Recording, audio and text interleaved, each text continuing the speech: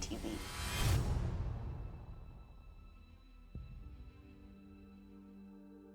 Hello, welcome to Clean Money TV. This is Council of Coaches and I'm Coach Tabitha Mwai.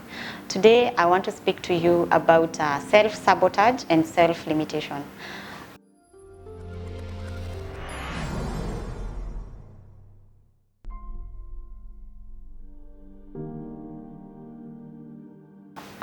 So this is something that we do subconsciously. I could say honestly I've seen myself sabotaging myself, and it's something like I really like to speak about because we do it in our daily life activities. And how do we do this? We do this by not believing in ourselves.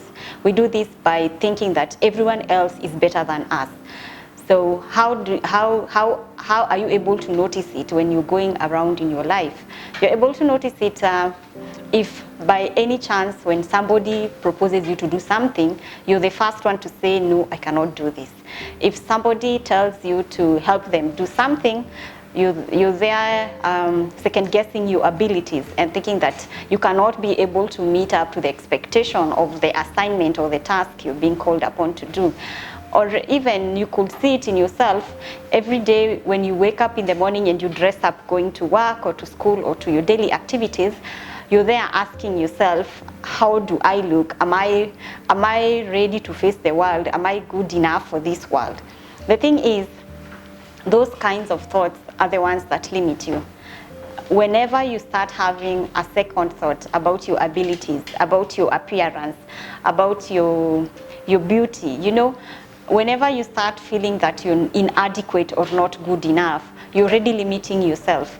So meaning, even if you have the ability to do something, when you start doing that task, you will not have enough confidence or enough skill despite you having the knowledge to do it. So you will find yourself making small mistakes, and little by little you start thinking that I don't have enough ability or enough experience to take on this task. So how do we deal with the self-sabotage? You deal with it by noticing it first. So anytime you get a thought that is limiting in itself, a thought that tells you that you're not beautiful, you're not handsome, you're not intelligent, you counter that thought by having a positive thought, by saying, I may not be good enough yet, but at least I have something that can help me do this. And in the process, you're building your own confidence in that area.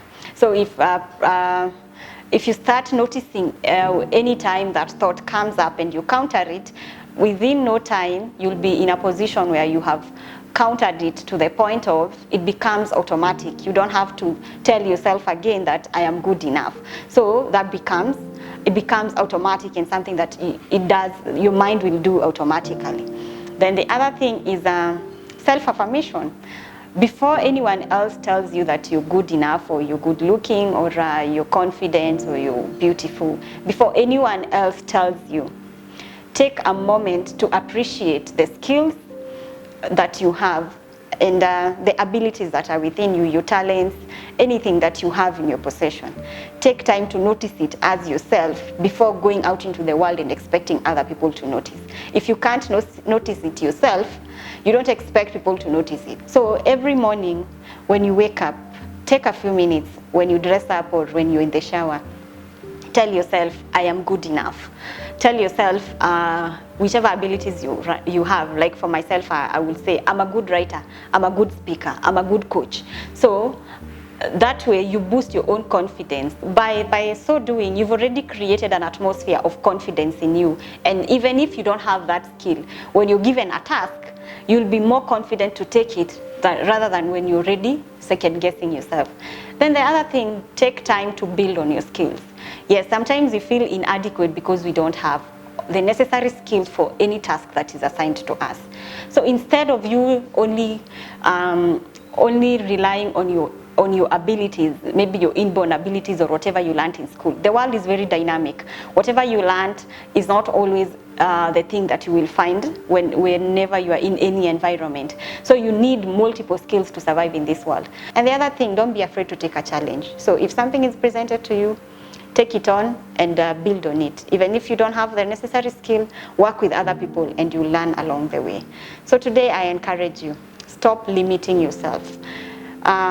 every human being has the capability of learning. Every human being can be able to do anything they set their mind to do. It's all about tuning your mind and training your mind. So tune your mind today and train it, and you no longer have to be limited by your own self.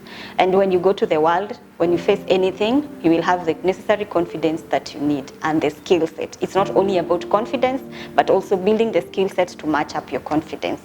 So that has been our conversation today. And I've been talking about self-limitation and self-sabotage. So go and turn around things and stop limiting yourself. Thank you.